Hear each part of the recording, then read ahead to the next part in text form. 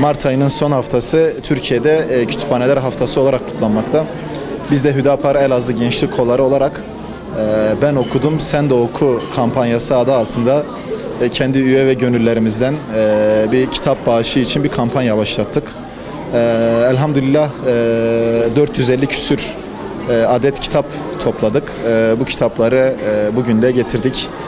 Kütüphanemize bağışladık. Kütüphane müdürümüze bağışladık. Ülkemizde kitap okuma oranı, yani istatistiklere baktığımızda, ondan sonra çevremizde gördüğümüz kadarıyla kitap okuma oranında çok ciddi bir düşüş var. Gençlik, özellikle gençlik kitap okumadan yoksun maalesef. Kitap okumuyoruz, kitap okunmuyor.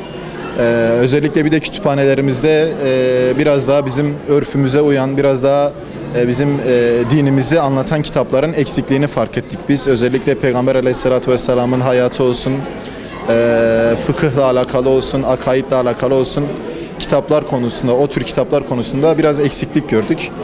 Biraz daha bu tür kitapları toplama için gayret gösterdik. Elhamdülillah topladık da bugün de getirip kütüphanemize bağışladık.